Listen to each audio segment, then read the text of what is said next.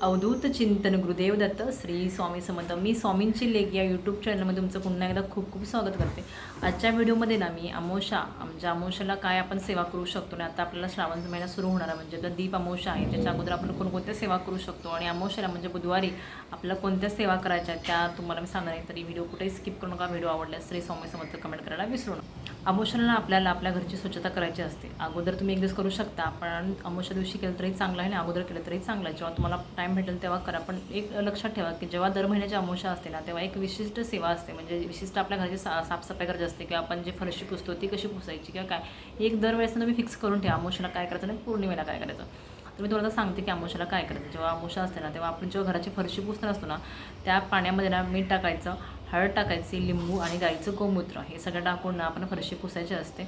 किंवा तुम्ही जे तुमची गाडी धुणार असाल त्या गाडीमध्ये तुम्हाला हे सगळं टाकायचं आणि गाडी धुवायची. आणि काय होतं, आपल्या घरात जे निगेटिव्हिटी आहे ते दूर होते.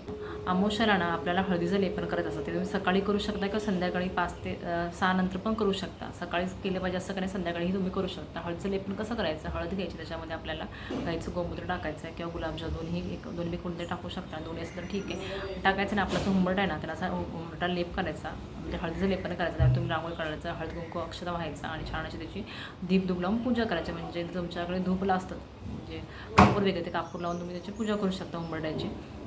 आणि आपल्या ज्या घरात जाळ्या वगैरे असतात त्या सगळ्या काढायच्या आहेत. आपल्या घरामध्ये ना इलेक्ट्रॉनिक वस्तू ज्या बंद पडलेल्या घड्याळ म्हणा किंवा बंद पडलेलं काही वॉच म्हणा किंवा बाकी काही गोष्टी असतात, त्या दिवशी आपल्याला त्या बाहेर काढायच्या. किंवा आपल्याला ज्या घराचे तुटलेले चप्पल असतात की आपल्याला नको असलेल्या वस्तू त्या, कारण आपण काय करतो, महिला ज्या खूप साऱ्या वस्तू असतात आपण घरात ठेवतो अशात की आज ना उद्या उपयोगी पडतील, पण त्याने ना आपल्या घरामध्ये निगेटिव्हिटी येते. त्यामुळे आपल्याला हे दर अमावस्याला म्हणा किंवा जेव्हा तुम्ही घरात काही साफसफाई करणार असता किंवा जे काही बंद पडला तेव्हाच तुम्ही त्या घरातून बाहेर काढून ठेवत जा. कारण हा याचा चांगलाच अनुभव आलेला आहे मला, म्हणून मी तुम्हाला सांगते. किचन साफ करायचं, कारण आपण किचनमध्ये नॉनव्हेज बनवतो गॅसवरती वगैरे, सगळं आपलं किचन घाण होतं, म्हणजे वास असतो कुठं ना कुठं काय नाही पडलेलं असतं किंवा काहीतरी होतंच. त्यापेक्षा आपण ते क्लीन केलेलं चांगलं आहे. कारण आता श्रावण चालू होणार आहे आणि त्याच्यामध्ये आपण किचन सगळं स्वच्छ करून घ्यायचं आहे.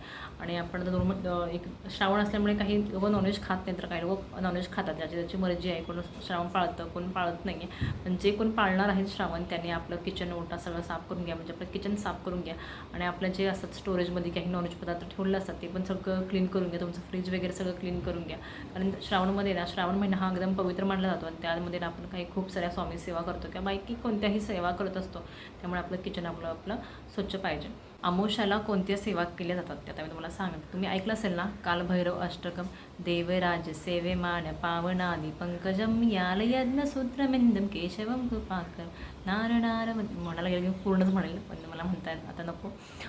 हे कालभैरव अष्टकम आहे. तुम्ही यूट्यूबवरती कुठे सर्च करू शकता किंवा गुगलवरती. हे आपल्याला 11 वेळा म्हणायचं असतं. आणि जेव्हा आपण आपल्या घरात निगेटिव्हिटी असते किंवा जेव्हा अमावस्या असते ना, तेव्हा हे खरंच खूप फायदेशीर होतं. का ह्याचा पण मला चांगला अनुभव आला आहे. तर कसं करायचं, तुमच्या जर नवऱ्यासोबत तुमचं पटत नसेल किंवा मुलं चिडचिड करत घरात वादविवाद काही असेल, तर तुम्ही काय करू शकता. अमावस्याला ना पिवळी मोहरी असते, ती आपल्या उजव्या हातात पकडायची आहे आणि 11 वेळा हे कालभैरव अष्टकम म्हणायचं. आणि त्यानंतर ही आपल्या घरामध्ये चारी कोपऱ्यामध्ये या घरामध्ये तुम्हाला ही मोहरी पसरवून ठेवायची, म्हणजे टाकायची आहे. आणि हे कालभैरव अष्टकम खरंच खूप चांगला स्तोत्र आहे, मंत्र आहे, खरं खूप छान प्रभावशाली आहे. आणि अजून एक सांगतो मला सेवा, अमावस्याला आपल्याला काय करायचं आहे. जर तुमच्या घरात निगेटिव्हिटी असेल, बाकी काही तुम्हाला वाटतं की आपल्याकडून इडापिडा झाली किंवा काही निगेटिव्ह एनर्जी आहे किंवा काही ना काही त्रास होतो, वादविवाद होतो, काही पटत नाही, नवरा बायकोचं भांडण होतं किंवा काही होत असेल घरामध्ये, तुम्ही ह्या दोन्हीपैकी कोणतीही सेवा करू शकता. आपल्याला काय करायचं आहे, स्वामींचा अगरबत्ती लावतो आपण, ज्या अगरबत्तीमध्ये दूध काय म्हणतो मी, अंगारा असतो तो तुम्ही घेऊ शकता. आणि त्या पिवळी मोहरी घ्यायची, त्यात आपल्याला त्या अंगारा ठेवायचा आहे. आणि त्यानंतर आपला जो बाहेरचा मेन डोर आहे त्याच्यावर तुम्ही ते 11 वेळा उतरायचा. म्हणजे श्री स्वामी समर्थ, श्री स्वामी समर्थ, श्री स्वामी, असं 11 वेळा म्हणायचं आणि ते उतरायचं आहे. आणि त्यानंतर आपण ते बाहेरच टाकायचं, म्हणजे एका पेपरमध्ये ठेवा, पिशवीमध्ये ठेवा, डस्टबिनमध्ये ठेवा, बाहेर किंवा बाहेर कुठं पण तुम्ही फेकून देऊन येऊ शकता.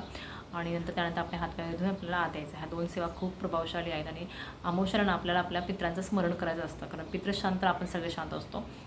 दक्षिणेकडे तोंड करून आपल्याला पित्रांना नमस्कार करायचा असतं, पित्रांना स्मरण करायचं असतं. हे खूप इम्पॉर्टंट आहे, कारण पित्र जेव्हा शांत असतात ना, तेव्हाच खूप काही गोष्टी होतात आपल्या आयुष्यामध्ये.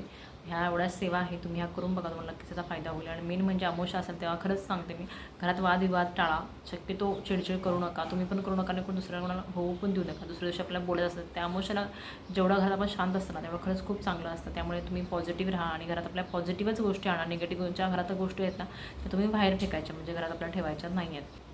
तुमच्या घरामध्ये जर श्रीयंत्र असेल तर त्याच्यावर तुम्ही कुंकुमार्चना करा. तुमची जी रोजची नित्यपूजा असेल जेवढी तुम्ही करा. कोणतेही तुम्ही स्वामींची सेवा करू शकता. तारक मंत्र जप म्हणा किंवा काहीही करायचे. एवढे तुम्हाला कोणती सेवा करायची ना ती नक्कीच सेवा करा. तुम्हाला सगळ्या गोष्टींचा फायदा होईल. त्या दिवशी तुम्ही बघा जेवढा करणार असाल ना की तुमचं मन आणि घर दोन्हीही प्रसन्न असेल. खरंच सांगते एकदा करून बघा. ह्या अमावस्याला सगळं तुम्ही जेवढं सांगितलं ना फॉलो करा. बघा नक्कीच तुम्हाला याचा फायदा होईल. अजून बाकी काही तुमच्या कमेंट असेल तर मला नक्कीच कमेंट करा. मी तुम्हाला नक्कीच उत्तर देण्याचा प्रयत्न करेन. नवीन असाल तर सबस्क्राईब करायला विसरू नका. श्री स्वामी समर्थ.